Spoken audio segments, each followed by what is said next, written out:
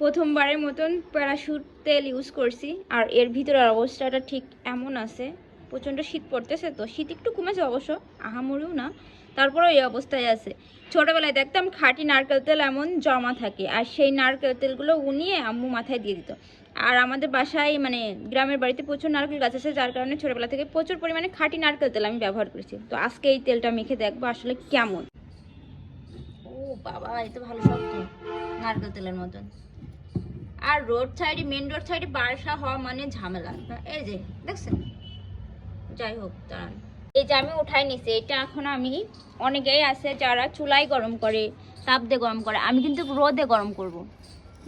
রোদে এখানে রেখে দেবো, রেখে দিলে জিনিসটা গরম হয়ে যাবে। এবার সেই তেলটা ইউজ করব। ছোটোবেলা থেকে আম্মু আমারে এইভাবে মাথায় তেল দিয়ে দিত, তো আজকে অনেক দিন পরে আমি এভাবে ব্যবহার করছি। কারণ আমি মাঝখানে কিছুদিন গন্ধরাজই ব্যবহার করতাম, কিন্তু গন্ধরাজ মাঝখানে কিছুদিন আটে না, যার কারণে ওটা আমি চেঞ্জ করে ফেলেছি। কারণ ওটা মনে হচ্ছে আমার পিওর না, তাই জন্য আমি প্যারাশুটটা নিয়ে আসছি। দেখা যাক, কিছুক্ষণ থাকার পরে এটা এই যে ছুঁড়ে আসছে, প্রায় ছুঁড়ে আসছে।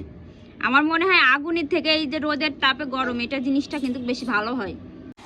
10 মিনিটে অনেকখানি গলে গেছে, এই যে অনেকখানি তেল গলে গেছে। আর 10 মিনিটের ভিতরে বাকিটা হয়তো গলে যাবে। 10 মিনিটও লাগবে না, 4-5 মিনিট, কারণ গরম হয়ে গেছে। রোদের তাপ একটু কম আছে, যার কারণে একটু দেরি হচ্ছে। রোদের তাপ বেশি থাকলে এতক্ষণে পুরোটাই গলে যেত। 15 মিনিটের মধ্যে সম্পূর্ণভাবে গলে গেছে। তোমরা কারা এভাবে তেল ব্যবহার করো কমেন্টে জানাইতে পারো। আজকের মতন এখানেই, টাটা।